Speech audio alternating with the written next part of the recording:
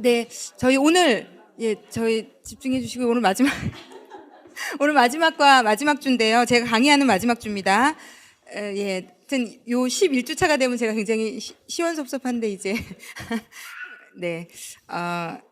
그 혹시 오늘 있다가 조별로 제가 지금 매번 학기가 끝날 때마다 좀 계속 이렇게 좀 하기를 원하시는 분들이 계세요. 그래서 제가 좀 고민을 하다가 이번에는 1월 8일 목요일부터 한 다음 학기 시작하기, 그러니까 2월 말까지 한 2달, 한 8주, 7주인가 8주 될 거예요. 구정 빼면. 7주 정도는 목요일에 원하시는 분들하고 좀 모여서 제가 좀 책들을 어제 좀 찾아봤는데 괜찮은 책들이 좀 있어서 같이 나누고 뭐 얘기도 하고 또 좋은 기도문도 있어서 그런 것도 같이 읽고 좀 하려고 해요. 그래서 조별로 좀 신청자분들을 좀 성김이 분들께서 오늘 꼭 좀 오늘하고 다음 주까지 좀 받아주시면 제가 그 숫자에 따라서 좀 어떤 식으로 운영할지가 좀 결정할 수 있을 것 같아요. 그래서 어차피 1월 8일 목요일 주부터 하여튼 시작을 하려고 지금 계획하고 있으니까요.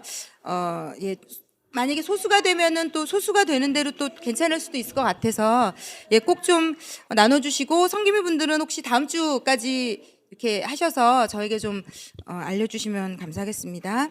저희 11과가 그 떠나보내기 마지막 13과인데요. 죄송합니다. 잠깐만요. 네.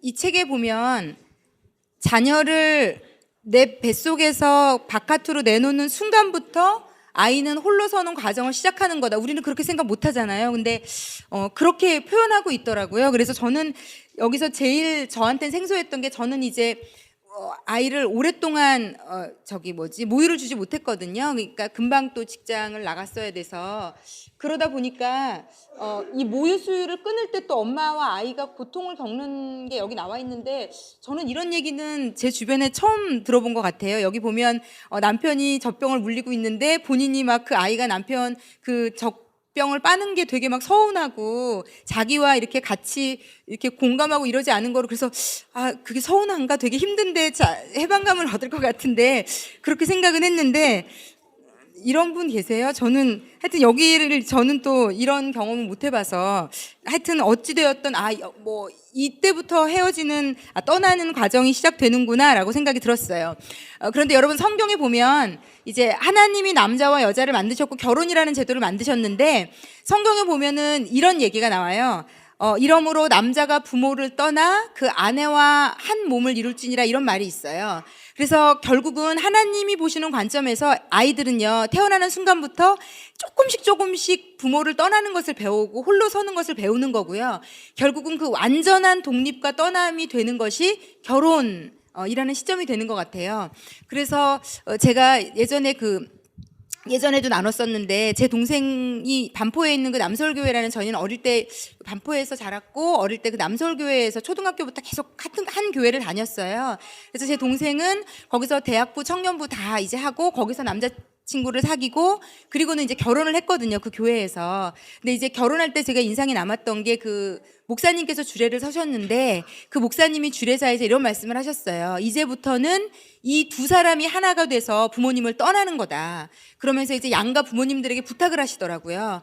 이제부터는 부모님의 자녀가 아니고 이 두 사람이 한 가정을 독립된 가정을 이루는 거기 때문에 조금 어렵고 시행착오를 거치고 못마땅한 게 있어도 간섭하지 마셔라. 분명히 이 두 부부가 처음 결혼을 해서 모든 것을 결정하는데 어수룩하고 굉장히 불안정할 거다. 근데 하나님의 관점으로는 결혼이라는 것은 결국은 독립되는 거고 떠나는 거다. 그래서 떠날 수 있도록 도와달라는 얘기를 하시더라고요.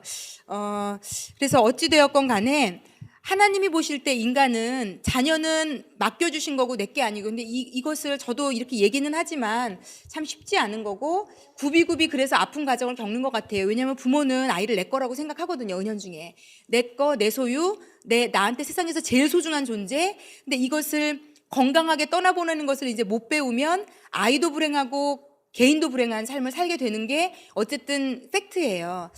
그래서 오늘은 좀 이 부분을 저희가 좀 다뤄보도록 하겠습니다.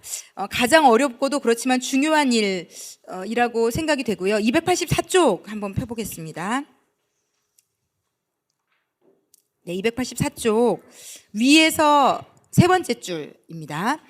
자녀 양육은 고삐를 쥔 우리 손에서 서서히 힘을 빼는 긴 과정이다. 자녀들이 아기일 때는 그들의 환경을 사실상 전부 우리가 통제한다. 그들의 보는 것, 먹는 것, 입는 것, 아기 침대의 장식, 함께 놀 친구들을 우리가 정해준다. 아기는 100% 부모에게 의존한다. 모든 통제가 우리에게 있다. 아는가? 우리 인간은 통제하기를 좋아한다. 그러다 자녀들은 초등학교에 들어간다. 갑자기 그들은 다른 코치들 팀에서 운동하고, 이게 미국 분이 쓴 거니까 약간은 미국적 배경입니다. 가끔씩 다른 부모들 집에서 자고 온다. 그들은 한 번에 6시간 내지 8시간씩 집을 떠나 학교에 가 있는다. 친구들도 자기가 고르고 점심도 우리가 싸주는 도시락을 마음대로 그들과 바꿔서 먹는다. 그러다 사춘기라는 큰 쇠망치가 날아오면 우리 아이들이 다름 아닌 하나님한테서 왔다는 감상적인 개념은 깨끗이 사라진다. 계속해서 이제 아이들이 떠나는 과정이 나와 있고요. 빨간 글씨 제가 읽어볼게요. 부모들은 자녀를 마음을 다해 자상히 보살피는 중대한 영적 교훈도 배워야 하지만 동시에 그들이 자연스럽게 우리를 점점 떠나 독립적인 존재가 되도록 해주어야 한다. 우리의 양육은 통제에서 영향력으로 넘어가야 한다. 여기 보면 우리 인간들은 통제하기를 좋아한다라고 써 있잖아요. 통제라는 게 사전적인 의미로 어떤 거냐면 행위를 제한하거나 제약하다 이렇게 되어 있어요. 그러니까 인간은 누구든지요, 내가 누군가의 행동을 내 마음대로 할 수 있는 데서 쾌감을 얻는 존재인 것 같아요. 그래서 하여튼 그것에 대해서 굉장히 기쁨을 느끼는 존재인데, 그래서 누군가가 내가 하라는 대로 그대로 따르고 하는 것에 굉장한 희열을 느끼는 것 같아요. 그래서 사실 우리가 아이들 중에 그걸 그대로 해주는 아이들이 있는 부모들이 굉장히 쾌감이 있어요. 특히 부모들 중에 자랑하는 분들 보면 쟨 어려서 말 한 번도 안 들은 적도 없고 내가 하라는 대로 다 했고 옷 입는 것부터 뭐 하는 것부터 너무너무. 그런데 여러분, 제가 볼 때 저는 예전에는 그래서 그게 착하고 좋은 거다라고 생각을 했는데 그게 꼭 좋은 것만은 아니더라고요. 제가 볼 때 통제를 계속하는 아이들은 억압이라는 정신적인 상태로 꼭 연결이 되거든요. 억압은 뭐냐면 내가 하고 싶은 건 내 생각을 밝히지 못하고 계속 눌려있는 상태예요. 그러니까 이것은 건강하지 않은 상태거든요. 그러니까 내가 원해서 부모 말을 들었느냐, 아니면 부모가 모든 것을 일일이 통제했기 때문에 할 수 없이 들었느냐는 하늘과 땅 차이예요.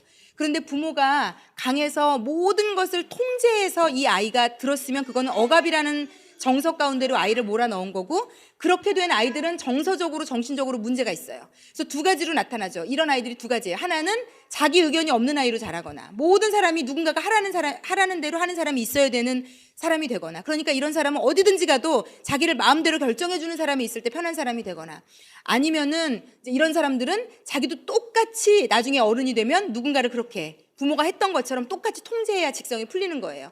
그러니까 부모 밑에 있을 때는 할 수 없이 말을 듣다가 나중에 이제 자기 또래에서도 굉장히 좀 비정상적인 두 가지 양상으로 나타날 수 있는 것 같아요. 그래서 왜 아이들을 막 때려서라도 내가 원하는 대로 말을 듣게 한다든지 좀 힘이 있고 통제력이 있는 아이들은, 그래서 이런 그냥 무조건적으로 통제해서 아이가 내가 시키는 대로 다 하는 거를 원하는 것은 건강한 일이 아닌 것 같아요. 저희 어머니는 선생님이고 아버지는 또 정치를 꿈꾸다가 사업을 하셨는데 두 분 다 되게 엄격하신 분이셨거든요. 그래서 그리고 또 제가 어릴 때는 좀 어떻게 표현해야 될지 모르겠지만 좀 어쨌든 부모 말을 잘 듣는 아이였던 것 같아요. 그러니까 저는 그냥 엄마 아빠가 하라는 대로 해야 되는 줄 알고 자란 아이거든요. 그러다 보니까 저는 사춘기를 좀 되게 늦게 겪었어요. 저도 한 대학 갈 즈음에, 거의 고등학교 졸업할 즈음에 겪어서 저희 어머니가 굉장히 놀랬거든요. 저희 어머니도 입버릇처럼 자랑이 우리 딸은 말을 잘 들어, 하라는 대로 다 해.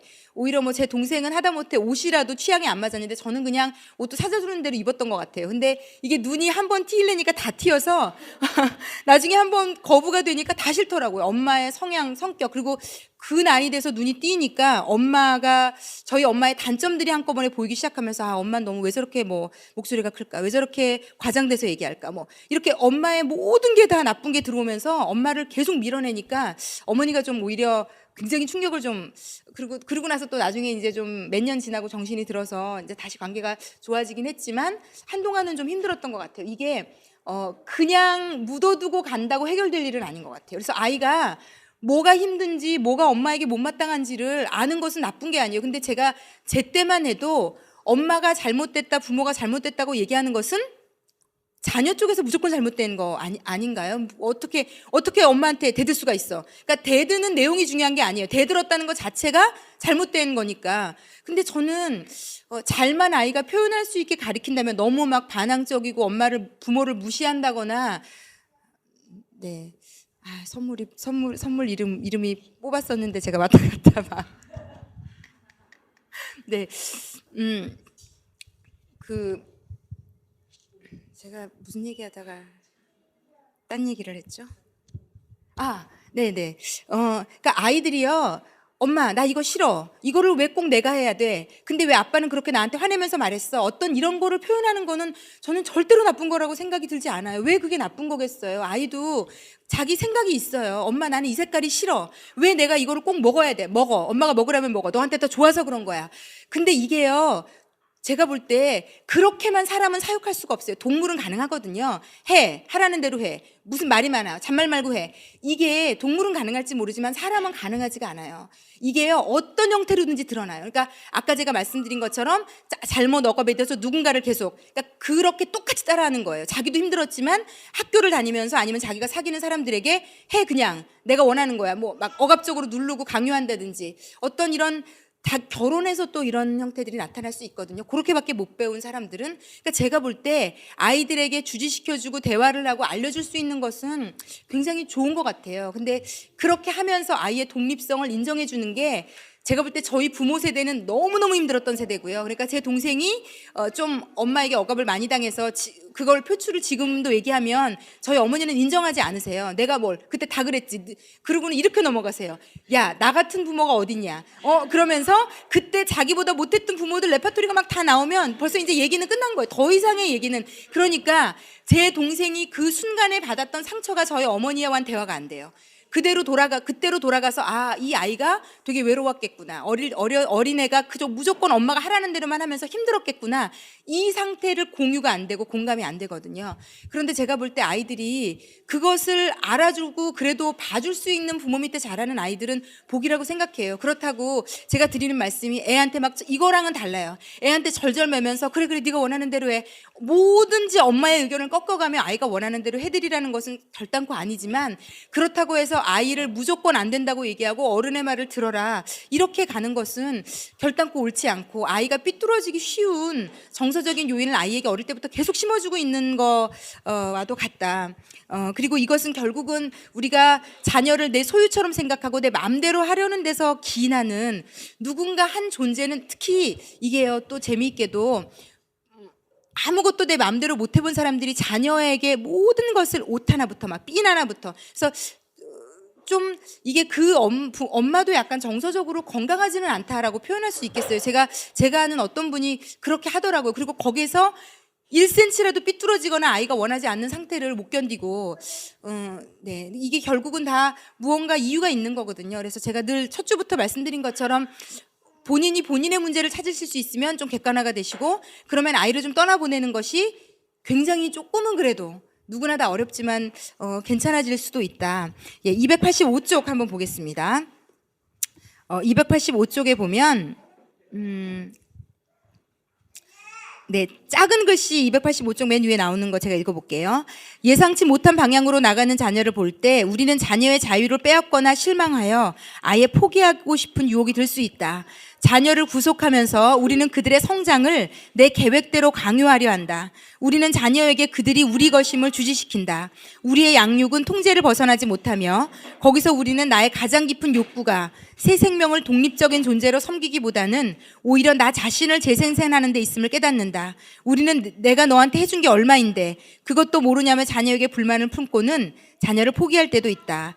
예, 여기 보면 우리가 은연중에 하고 있는 잘못된 양육이 계속 나오는 것 같아요. 둘째 줄, 그 작은 글씨 둘째 줄에 보면 자녀를 구속하는 것. 그러니까 내가 속박하고 내 마음대로 하려고 하는 것. 그리고 두 번째, 성장을 내 계획대로 강요하려고 한다. 뭐 먹는 것, 입는 것, 선택권 아무것도 선택할 수 없고 엄마가 좋다는 이유 아래. 근데 이 안에는요, 그게 당연히 더 좋기 때문이야 라는 게 들어가 있기 때문에 저희가 양보할 수 없거든요. 그런데 제가 볼 때 아이가 어느 정도 독립심이 결정될 나이가 되면요, 이게 당연히 더 좋고 이렇게 하는 게 너무 좋아도 그 부분에 있어서도 조금은 내려놓는 지혜가 필요한 것 같아요. 부모는 좋다라는, 내가 지금까지 살아봤는데 이건 힘들었고 이건 좋았어라는 게 명분이 되면요, 절대로 양보하지 않거든요. 무슨 수가 있어서도 요거를 시켜야 되거든요.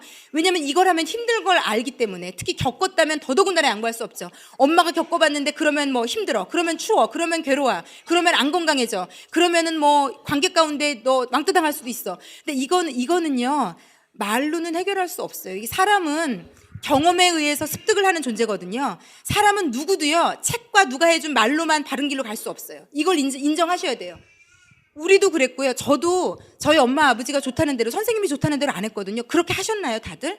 좋다고 얘기해도 내 마음에 받아들여지지 않는 거는 안 하는 게 인간이에요. 그런데 우리가 그것을 내 새끼는 그렇게 만들어야 된다는 강박이 있는데 그렇지 않아요. 누구도요, 책과 누구에게 들은 말로만 그대로 사는 사람은 이 세상에 단 한 인간도 없어요. 그렇기 때문에 이 음식, 이 관계, 이 옷, 이게 너무 좋고 당연한 걸 알지만 어차피 그런 관점도 가지셔야 돼요. 얘 인생은 내 인생이 아니라 내가 대신 살아줄 수 없다. 네. 제가 그거를 배워가는 것 같아요. 저희 아이가 제 말대로 호락호락 움직여주지 않아요. 15살인데요. 제 마음대로 호락호락 움직여주지 않아요. 그런데 기가 센 부모들은 스파르타식으로라도 그걸 확 꺾어가지고 이거 다 그대로 해. 이게 다 좋은 거야. 그런데 여러분, 좋은 거라고 다 좋은 건 아니에요. 좋은 옷과 좋은 것들을 제공받으면서 부모에게 강요당한 아이들이 더 불행한 아이들이 많거든요. 뭐 하나라도 인스턴트 식품 먹어보는 거, 뭐 이렇게 하는 거 큰일 나지 않아요. 제가 볼 때 예전에 저희 시대에 못 먹고 못 살 때는요, 뭐 정말 제가 아는 막 라면만 먹고 가난하게 자라면서 공부한 분들도 있고, 저희 부모 세대는요, 제가 저희 아버지 되게 건강하시거든요. 그런데 깡촌에서, 개천에서 용난 케이스예요. 저희 아버지도 깡촌에서. 그러니까 제가, 저희 아버지가 허영심이 많아서 제가 아직도 그런 장면들이 막 떠올라요. 정말로 좋은 자가용을 사업이 성공해서 뽑고, 그 정말 깡촌을, 그 자가용을 가지고 방문을 하면 그 시골에서 누구 집 넷째 왔대, 서울에서 성공해가지고 그 자동차를 막 구경하고 이랬던 어릴 때 기억이, 예, 저희 나라가 저희 아버지 세대 그 새마을 운동하면서 컸던 그 시대잖아요. 너무 다 가난해서 새마을 운동하면서 거의 막 이 나라가 갑자기 일어나서 지금 우리 세대가 왔지만 이 세대 간의 간극이 되게 짧아요, 저희가. 근데 그랬던 부모들은 정말 그때 못 입고 못 먹었어도 지금 굉장히 건강하게 사세요. 그렇게 김치 하나에 물에 밥 말아 먹고, 저희 아버지는 대학교까지 차비가 없어서 걸어서 막 몇 킬로미터를 가시고 그래도 지금 굉장히 건강하시더라고요. 70이 넘으셨는데. 그러니까 저희에게 강박이 있어요. 못 먹으면 안 되고, 못 입으면 안 되고, 못 배우면 안 되고, 못 가르치면 안 되고, 내 아이는 큰일 나고, 다 속고 있는 거거든요. 사실 그러니까 냉정하게 말하면 저도 마찬가지고 우리도 마찬가지고 속고 있는 건데, 우리 부모 시대보다 지금 저희 세대 애들이 더 유약하고 창의력도 없고 결정력도 없고 진취적이지도 않고 그렇거든요. 그래서 그런 거를 볼 때 일면 많은 부분이 저희가 속고 있고, 저희 부모 세대는 또 떠나보내는 것도 잘했던 것 같아요. 어느 정도는 그래도. 근데 저희는 더 못하거든요. 그렇기 때문에 아이들도 더 건강하지 않은 것 같아요. 이거는 저에게도 우리에게도 누군가가 하는 쓴소리지만 들을 필요는 있는 쓴소리인 것 같아요. 그래서 우리가 이것만큼은 양보할 수 없어 라는 영역들을 양보하는 그 통제, 그걸 통제라고 하거든요. 이렇게만 해야 돼 라는 것이 통제인데, 이 통제로부터 좀 내려놓을 수 있을 때 먹는 것, 입는 것, 가리키는 것, 이건 요대로 안 하면 큰일 나. 제가 이 강박이라는 게 무서운 게 뭐냐면, 제가 말씀드렸잖아요. 이거는 좀 너무 웃긴 예화지만, 제가 그때 말씀드렸을 때 제가 산후조리원에서 나와서 그 미피 토끼가 뭐라고, 그 토끼 전집이 없으면 저희 아이가 큰일 날 거라는, 근데 정말 전 진짜 귀가 얇거든요. 제가 정말 오랜만에 제 생일이라고 이제 뭐 이렇게 좀 제 제자들이나 뭐 이렇게 우리 후배들이 좀 상품권을 선물을 해서 제가 정말 너무너무 오래간만에 백화점을 가봤거든요. 진짜 와, 백화점이 이렇게 생겼구나. 막 저는 진짜 집교회 뭐 다른 분 이렇게 살아요. 그냥 정말 마트 가는 게 다인 사람인데 백화점을 갔는데 제가 그래서 너무 좀 떨려가지고 무시당할까 봐 기도를 다 하고 갔다니까요. 근데 왜냐면 이게요, 미장원도 그렇고 백화점도 그렇고 사람이 어리버리하면 딱 그분들은 알잖아요. 워낙에 이렇게 돈도 쓸 줄 아는 분들이 쓴다고 태가 나요. 돈을 늘 써본 분들은 화장품을 하나 그 샵에 가도 그렇고 이게 그 당당함이나 이 흐르는 포스가 있거든요. 근데 아무것도 모르고 호수 하나 받아가지고 제가 사러 간 거거든요. 화장품 하나 산다고. 그래서 근데 다행히 너무너무 친절한 분이 잘 해주셨는데 제가 귀가 얇아서 그분이 진열대 위에 쫙 화장품을 다 쏟아 놓으며, 근데 제가 정말 돈이 있었으면 다 샀겠더라고요. 마치 이 화장품을 쓰기 전에는 이게 반드시 필요하며 이거의 색조는 이게 필요하며 눈에는 이거를 안 넣어주면 그 눈이 살지 않아요. 막 이게 너무 막 믿어지는 거예요, 제가. 그래서 막 머릿속으로 잠깐 예전에 습관대로 갈등을 했으나 이것만 주세요 이렇게 얘기를 하고 나왔거든요.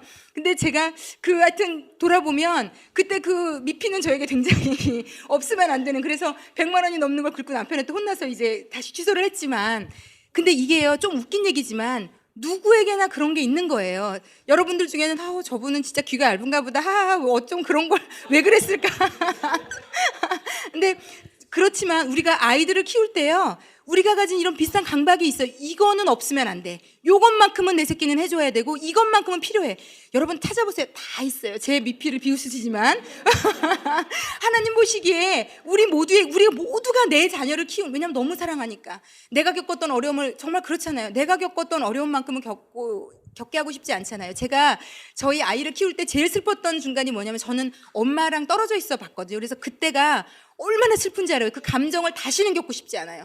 그 막 초등학교 때 엄마 보고 싶어서 울고 막 엄마랑 같이 손잡고 가는 애들을 막 멀리서도 쳐다보고 막 이랬던 그 아픔이 있어서, 그래서 제가 저희 아이를 키울 때 제일 힘들었던 게, 제가 열흘 몽골에 처음으로 저희 아이 낳고 한 3살인가 4살 때 열흘 몽골 갈 때 제가 가슴으로 많이 울었어요. 너무 아프더라고요, 마음이. 그러니까 이게 2~3배로 아픈 거죠. 그 감정을 너무 아니까. 그러니까 누구나 다 내 아이에게 이것만큼은 겪게 해주고 싶지 않아. 그래서 무리를 해서라도 하고 있는 것들이 있는데, 제가 볼 때는 그 부분이 그래서 잘못되어 있을 가능성이 아주 많아요. 제가 아는 분이 자기 아이에게 자기가 가진 것을 이제 사업을 그대로 물려주면 되는 분이었거든요. 그래서 이분은 아이를 그냥 어려움을 겪지 않게 그대로 코스대로 그냥 회사에다 넣고, 너는 그냥 다 안정된, 내가 따라오라는 대로만 따라오면 돼.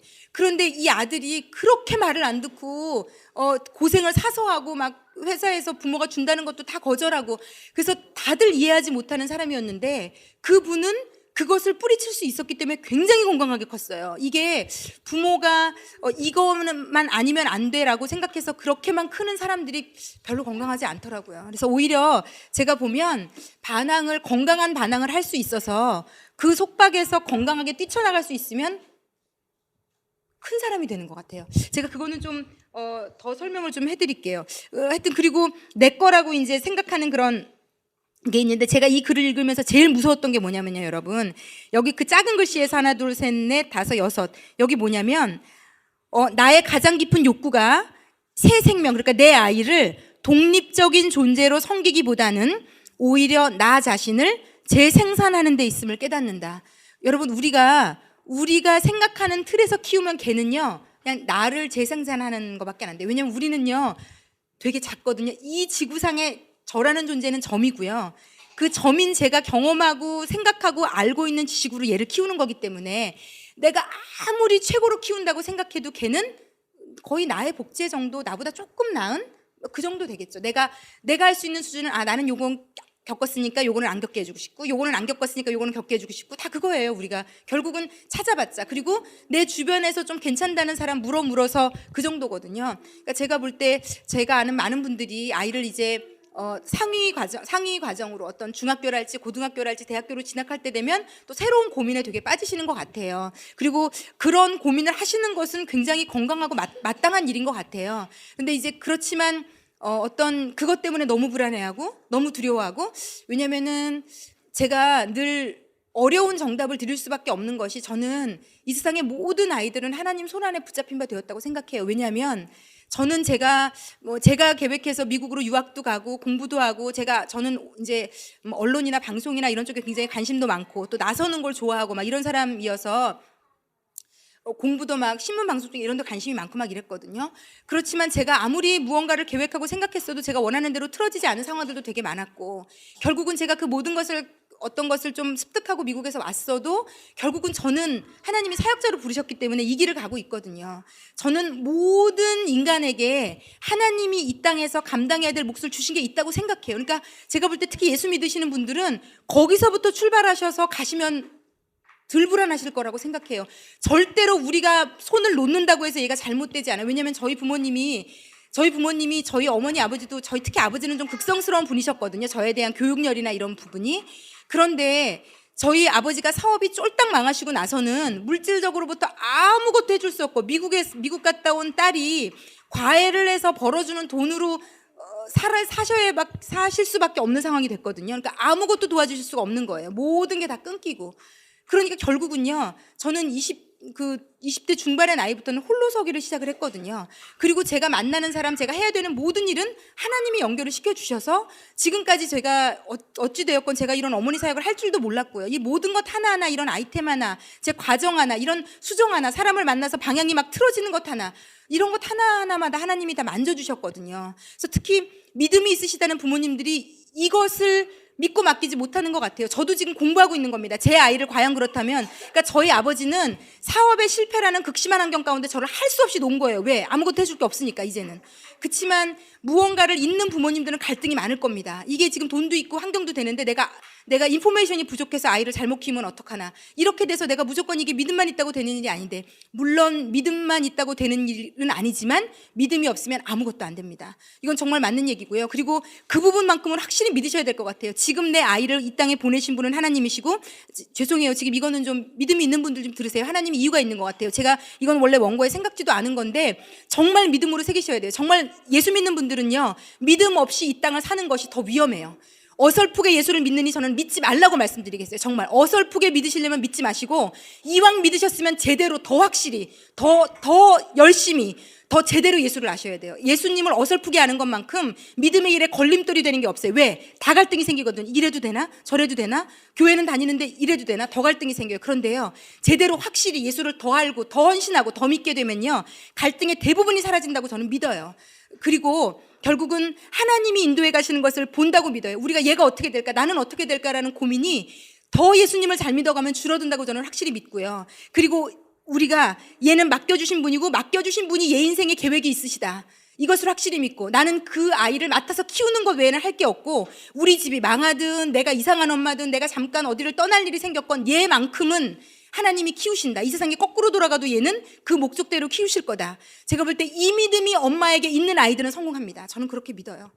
제가 아는 분이 아프리카에 고3짜리 아들을 놓고 선교지를 가셨어요. 이건요, 있을 수도 없는 일이고요. 그 엄마는요, 이 땅의 엄마들 대부분에게 지탄을 받을 만한 엄마예요. 조금 참지. 고3 때 아이를 두고, 애가 너무 공부를 잘해가지고요, 서울대 총장이, 걔가 전주에서 자란 아이인데 서울대 총장이 각 학교마다 좀 그때 방문하는 어떤 좀 그런 행사를 좀 가졌었는데, 그 학교에 가서 만난 아이 중에 얘를 만나고 돌아올 정도로 공부도 잘하고 똑똑하고 막 이런 아이였거든요. 근데 결국은 시험 성적은 그렇게 좋지 않아서 이제 건대 건축과를 가긴 했지만, 저는요, 이 아이를요, 하나님이 너무 아름답게 잘 키우시는 것을 봤고, 지금도 굉장히 깊고 넓은 아이로 크고 있는 것을 보고 있거든요. 그러므로 저희가요, 너무 해줄 수 있는 게 많아서 두려움이 있다고 저는 생각해요. 걱정이 많다고 생각해요. 엄마가 딱 놓고 아프리카로 선교사로 떠나고 얘는 쉽게 말하면 먹는 거 입는 거 혼자서 다 알아서 했거든요. 그런데도 하나님이 먹이고 입히고 키우셨어요. 그래서 어떤 이런 믿음이 없이 하나님을 믿는다는 것 자체가 하나님이 오히려 우리에게 물으실 수 있는 것 같아요. 넌 도대체 뭘 믿니? 뭘 믿고 교회는 왜 다니고 예배는 왜 드리고 기도는 왜 하니? 그렇게 모든 것 하나하나가 다 불안하기만 하다면 나는 뭐니? 그게 하나님의 질문이고요. 하나님이 내가 꼭 알아야 되는 인포메이션, 꼭 보내야 되는 학원, 꼭 보내야 되는 학교, 꼭 만나야 되는 사람 만나게 하신다고 믿어요. 저는 제가 중고등부 아이들 사역을 5, 6년을 하면서 지금 그 아이들이 다 대학을 졸업하고 이제 직장을 다 구했어요. 그런데 그 아이들을 보면 기가 막혀요. 어떤 아이들은 엄마 아빠가 이혼해서 거의 얘는 사춘기 때를 롤러코스터처럼 지낸 아이가 있고요. 어떤 아이는 너무너무 지지리도 가난해서 오빠는 입양 보낸다고까지 했던 집에 가난하게 자랐어요. 근데 얘가 예고를 들어갔으니, 그것도 서울 예고를 들어갔으니 얘는 진짜 가난한 집 아이라 미술용품을 하나를 살 돈이 없는 아이예요. 미술용품 하나를 살 애가 없는데 서울예고 아이들은 다 부모가 태워주는 자가용 타고 거기 오는 애들이 거의 다거든요. 그러니까 쉽게 말하면 옷 입는 거 하나부터 그 미술 도구 하나 사는 것까지 이거는 비교도 안 되는. 그러니까 얘가 얼마나 주눅이 들었었겠나 한번 생각해보세요. 이건 주눅 차원이 아니에요. 쉽게 말하면 개무시를 당해도 마땅한 뭐 먹고 사는 거를 걱정하는 애니까 그 예고를 다닐 수 없는 애예요. 쉽게 말하면.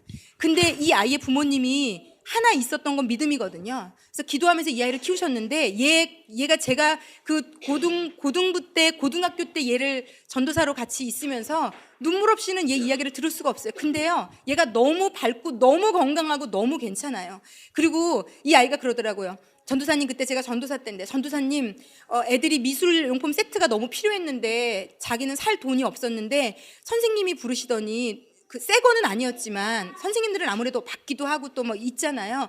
그걸 주셔서 그거를 마련했어요. 얘는 이런 식으로 산 거예요. 선생님이 주시고 누군가가 도와주고 쓰던 거가 어디서 생기고.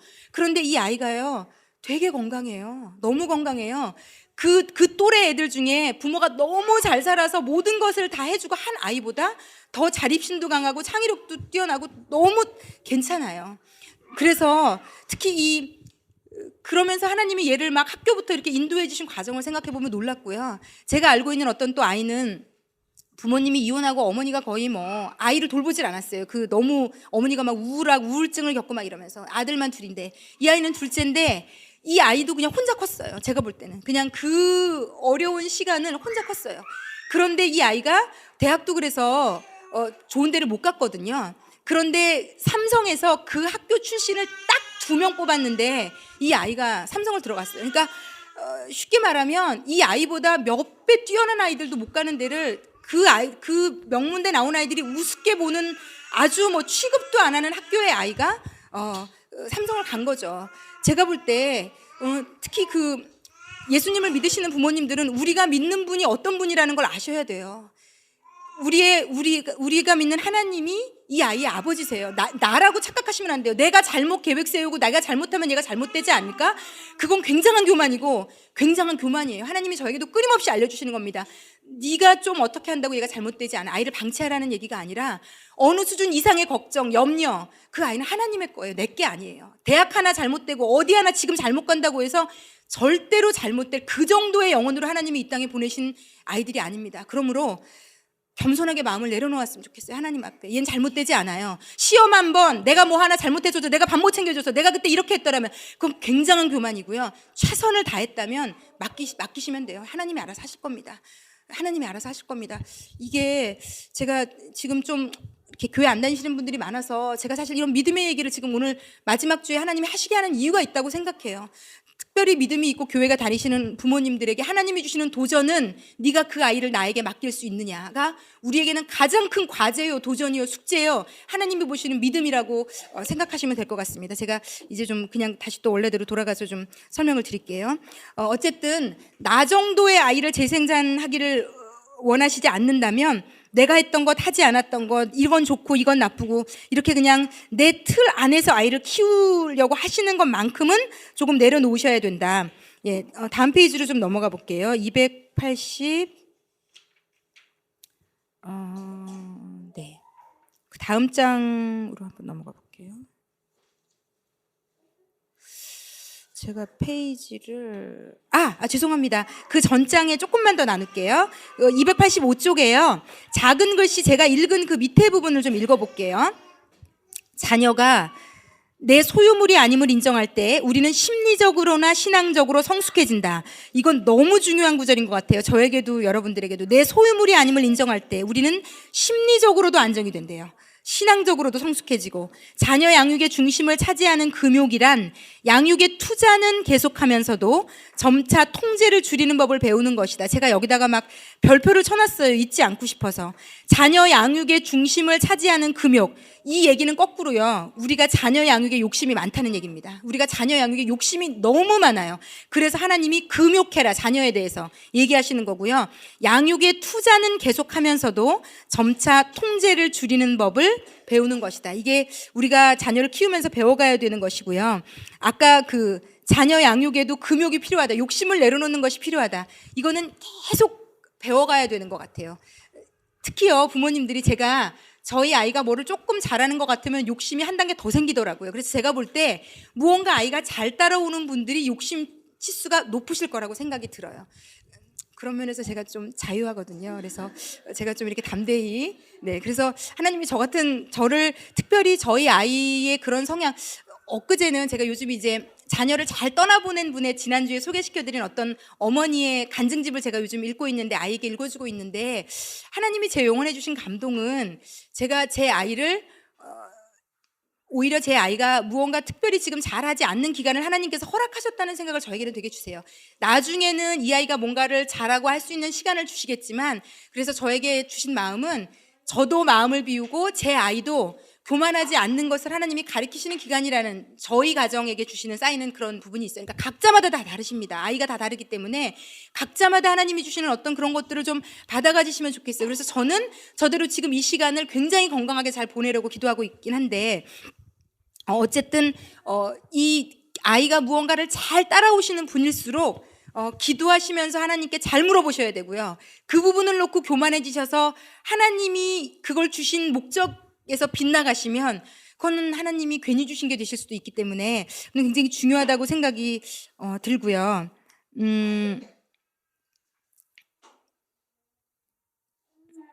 예. 제가 다른 예화를 좀 써야 될 것 같네요. 예, 286쪽으로 넘어가 볼게요.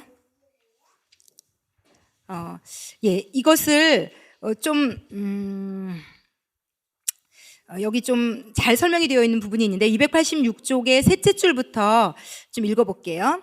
그래서 우리는 아이 자신이 무엇에 헌신하고 있고 무엇을 받아들이는 것인지 이해하기도 전에 아이에게 영적 기도를 시킨다. 이거는 이제 저희가 이제 아이가 구원이 중요하다고 생각하니까 그냥 영적 기도만 시키면 다 되겠지. 근데 이거는 신앙적인 접근이고요. 아이가 그냥 알든 모르든 좋은 거니까 그냥 무조건 시키면 좋은 거야. 와 비슷한 겁니다. 무조건 그냥 아이가 받아들이고 이해하기도 전에 무언가를 시키는 것. 그리고 네, 자녀의 선택이 이 순간으로 끝난다고 생각하면 우리는 바보다. 애가 억지로 자 엄마가 하라는 대로 해. 그걸 따라한다고 해서 걔는 이제 앞으로 계속 이것을 선택할 거야라고 생각하면 바보라는 얘기예요. 그게 영적인 것도 마찬가지고 세상적인 것도 마찬가지고. 가리키는 것은 중요하지만 주입식으로 그냥 무조건은 안 된다는 얘기를 하는 거죠. 고등학교와 대학에 들어가면 자녀들은 우리가 내놓는 결단 방식에 구애받지 않을 것이다. 자기 나름의 의문이 있어 자기 나름의 답을 찾을 것이다. 고등학교 때든 대학 때든 그 갈림길에서 통제는 신화가 된다. 계속 일단 읽고 설명드릴게요. 사실 통제하려 하면 할수록 오히려 아이들을 더 밀어내기 쉽다. 그러니까 이 말은요, 우리가 통제할수록 아이들은 우리에게서 더 멀어질 수밖에 없다는 거죠. 나이가 들수록. 대신 우리는 영향력의 유산을 남길 수 있다. 지금 여기서 계속 얘기하는 것은요, 통제하지 말고 영향력을 주라는 겁니다. 그러니까 말하지 말고 행동하라는 것과 비슷해요. 통제하려고 하지 말고 영향력을 주는 것 쪽으로 우리가 계속 생각을 지금 가져가야 되는데, 자녀들이 우리 안에서 진정한 모본을 본다면 우리에게 있는 것을 자기도 얼마든지 원하게 될 수 있다. 그러나 그들이 두려움에 지배당하는 통제 중심의 종교를 목격한다면 최대한 빨리, 최대한 멀리까지 반대쪽으로 달아나기 쉽다. 여기 보면 강아지 훈련 중에 하는 그 예화가 나와요. 강아지가 막 차들이 오는 쪽으로 막 달려가고 있었는데 이 남자분은 놀래서 그 강아지를 잡으러 가요. 그러니까 강아지가 더 뛰어가죠, 그쪽으로.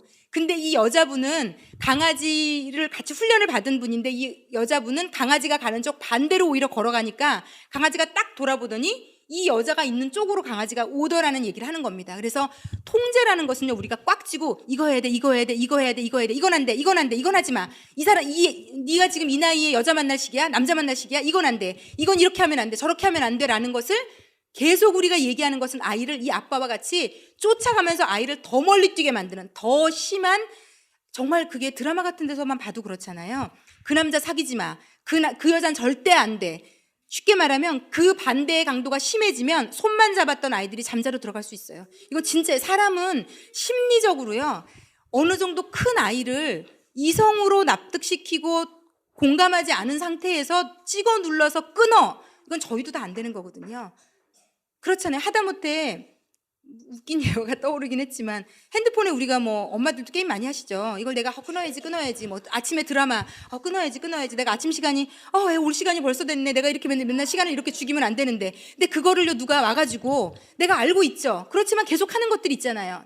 나쁜 건 알지만 그런데 누가 와서 남편이나 누가 와서 시어머니가 와서 끊어. 그거 하지 마. 너 지금 뭐 하는 짓이니? 이게 지금 지금 네가 이 아침에 이 귀한 시간을 네가 이 시간에 이것도 할 수 있고 저것도 할 수 있고 1시간을 넘게 그 시간이 얼마나 중요하게 보낼 수 있는 것을 누가 와서 얘기할 때 우리가 설득당할 수 있을까요?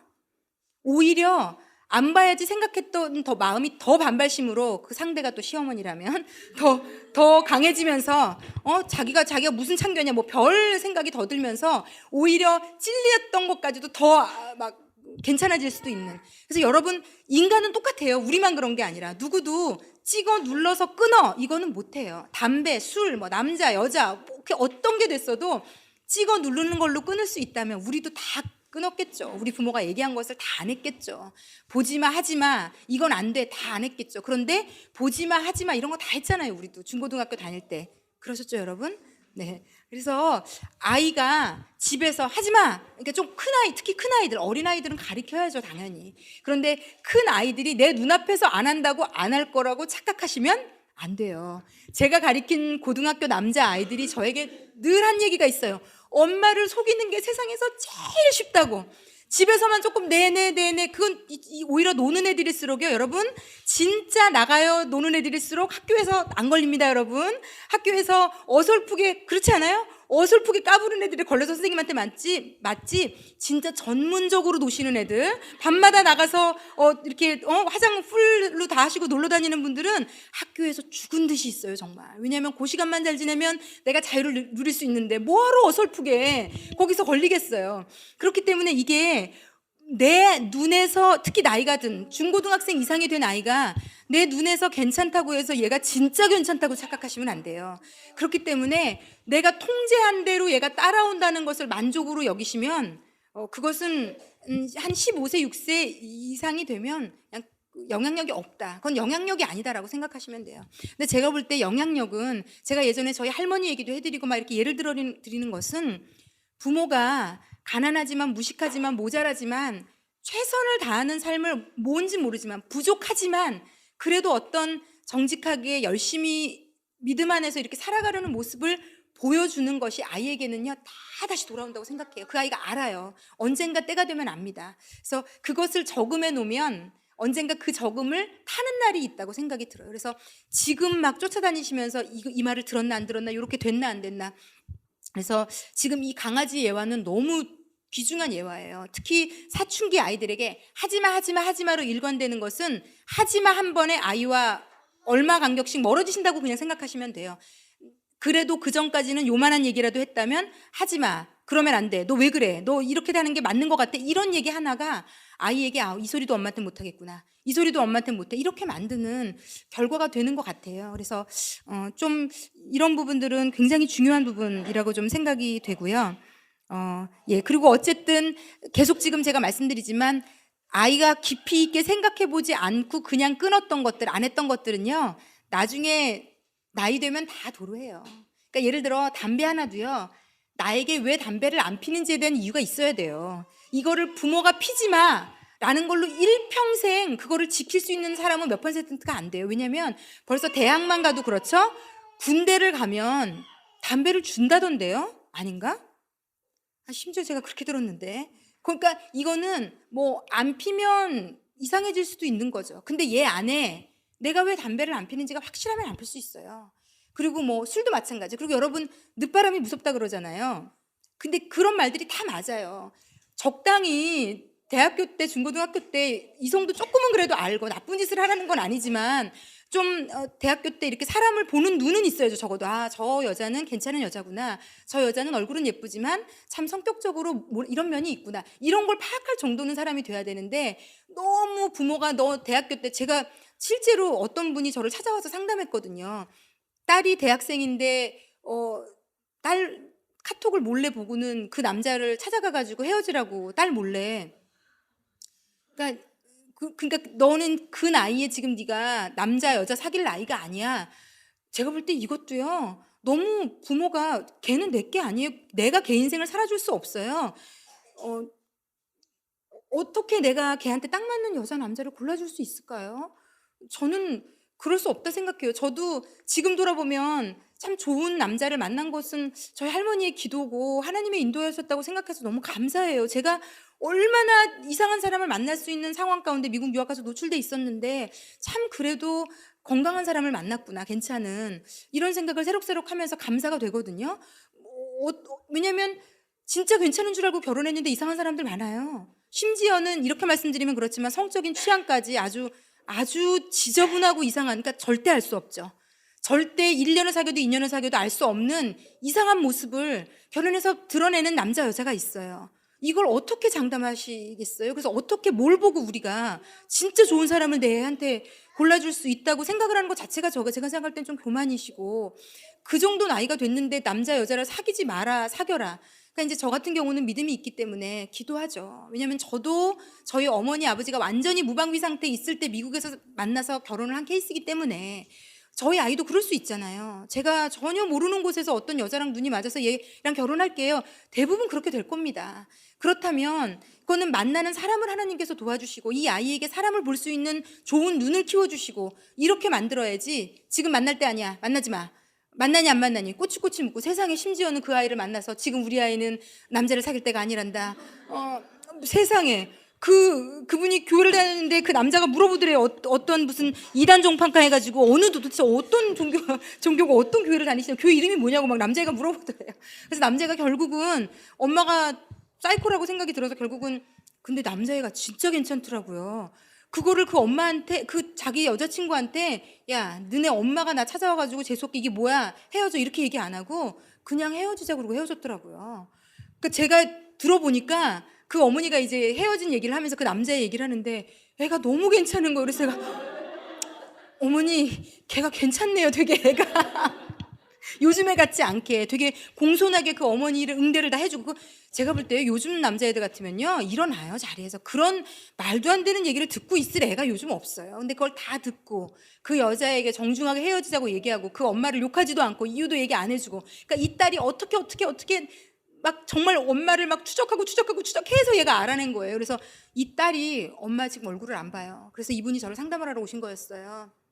그러니까 하여튼 여러분, 통제는요 더한 고통과 악을 낳고요, 통제는 그 통제한 사람과 그 통제를 당하는 사람과의 어마어마한 관계의 문제를 낳아요. 그게 부부지간에도 마찬가지고요, 부부간에도 서로 통제하려고 그러거든요. 부모와 자식 간에도 마찬가지입니다. 그래서 제가 볼 때 통제는 상처를 낳는 것 같아요. 그래서 여러분, 통제하려고 하지 마시고요, 저를 비롯한 우리 모두는 아이에게 영향력이라는 걸 줘야 됩니다. 영향력이라는 걸.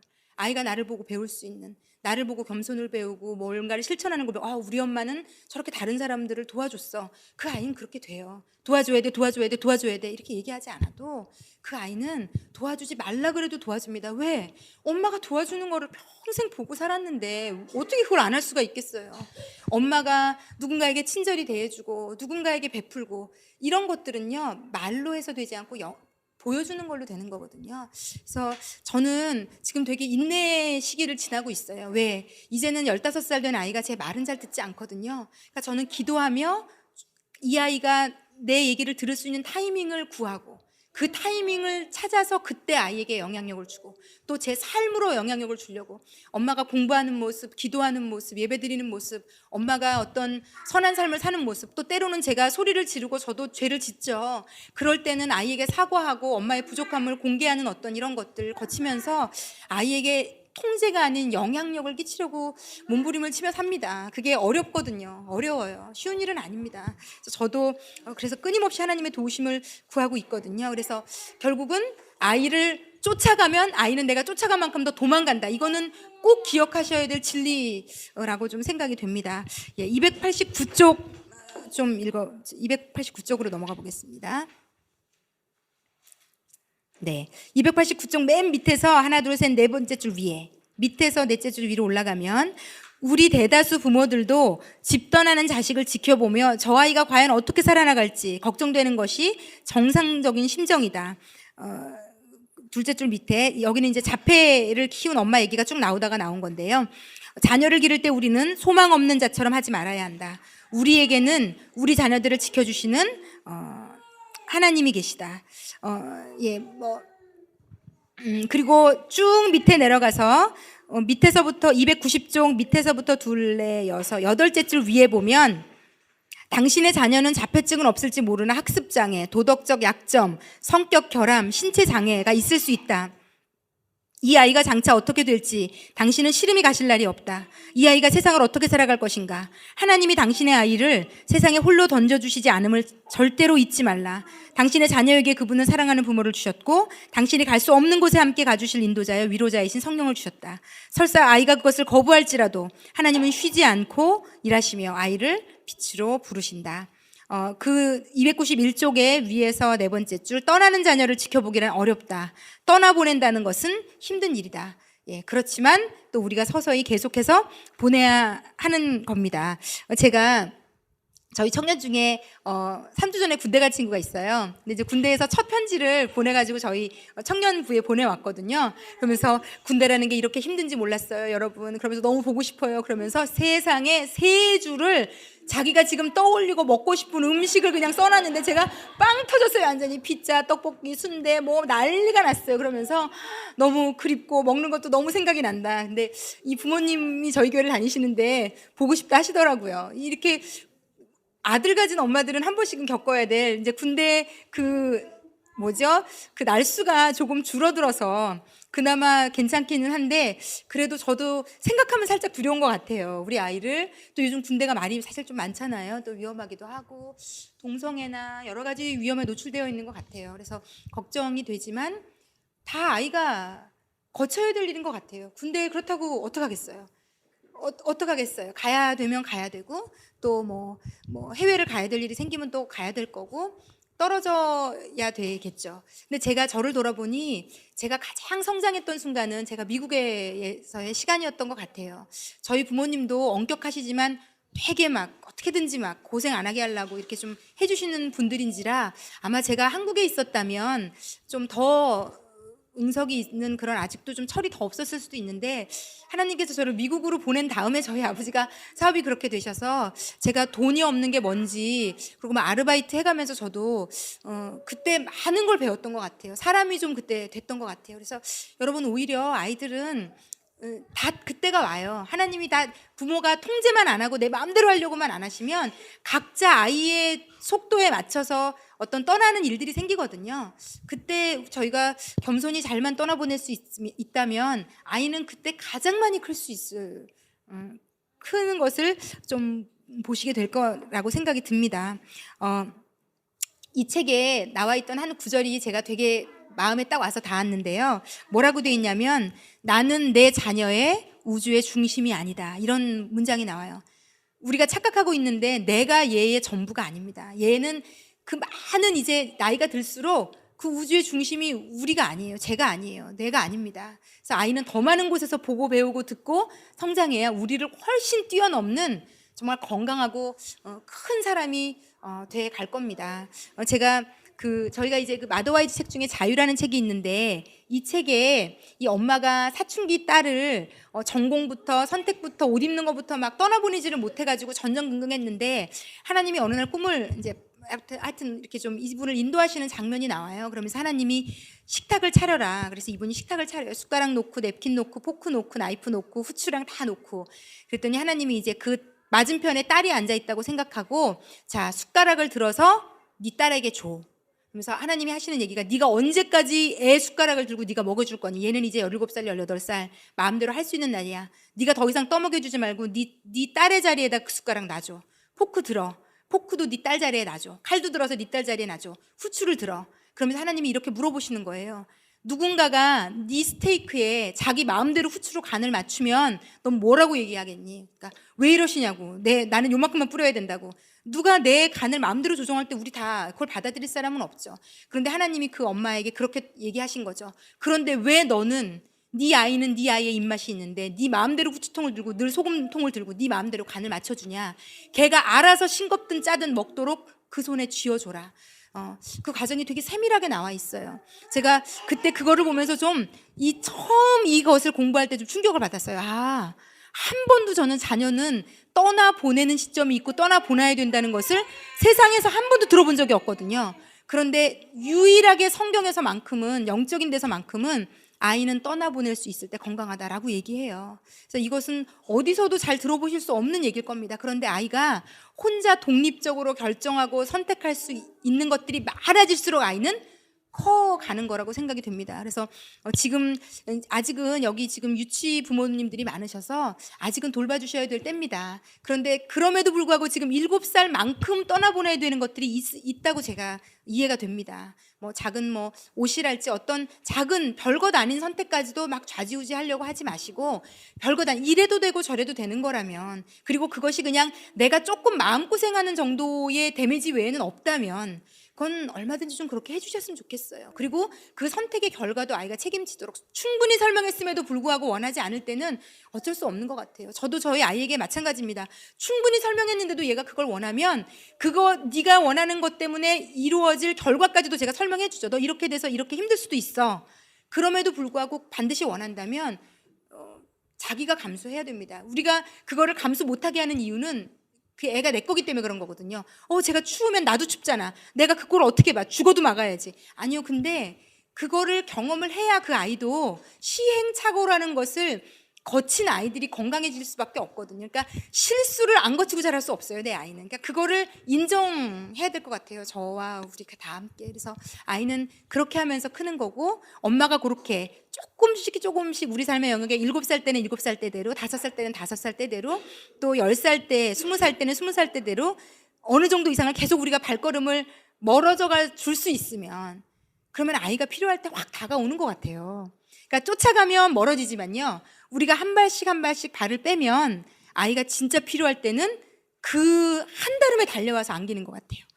그래서 그때는 진짜 또 공유하고 또 떨어져서 걸어가다가 또 필요할 때는 엄마에게 달려오고, 이런 과정들이 필요한 것 같아요. 그래서 아이들을 마지막 강의입니다. 우리가 건강하게 떠나보내는, 그래서 아이들이 우리 엄마는 어떻게 그랬지? 다른 엄마들은 난리던데, 이렇게 좀 얘기할 수 있는, 엄마를 고마워할 수 있는, 저희가 다 그런 좀 엄마들이 되었으면. 그래서 아이들이, 제 꿈은, 저는 하나님이 이 세상에서 그 수많은 아이 중에 저에게 제 아이를 보내주신 거를 감사하며 살고 있거든요.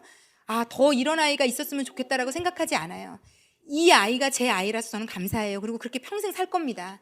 그런데 저희 아이도 나중에 커서 저희 나이가 되었을 때 이 세상에 수많은 부모가 있지만 저를 엄마로, 아빠로, 저희 남편을 아빠로 만난 것을 감사할 수 있으면 제 가장 큰 상이고 복이 될 것 같아요. 그래서 우리 다 그렇게 되었으면 좋겠고요.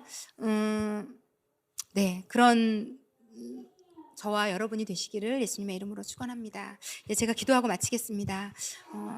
사랑하는 하나님 아버지, 저희가 좀 겸손히 무릎 꿇었으면 좋겠습니다. 알량한 인간의 지식으로는 아무리 움치고 뛰고 막 조사하고 알아봐도 내 아이를 그걸로만은 아주 훌륭하고 멋진 아이로 키울 수 없다는 겸손이 우리 밑바닥에 좀 있었으면 좋겠습니다. 하나님이 보내셨고 하나님이 키우신다, 하나님이 도와주실 것이다라는 믿음이 우리 영혼 안에 있었으면 좋겠습니다. 그리고 하나님, 무엇보다 통제하려고 하는, 내가 원하는 대로 아이가 해야 된다는 우리의 강박에서 좀 우리의 손을 풀어놓기를 원합니다. 하나님, 저희 한 사람 한 사람에게 통제가 아닌 영향력을 줄 수 있는, 그래서 아이를 쫓아내는 것이 아니라 나에게로 오히려 올 수 있도록 이끄는 그런 선한 부모, 좋은 부모, 건강한 부모 될 수 있도록 하나님, 우리들을 인도해 주십시오. 감사를 드리며 예수님의 이름으로 기도했습니다. 아멘.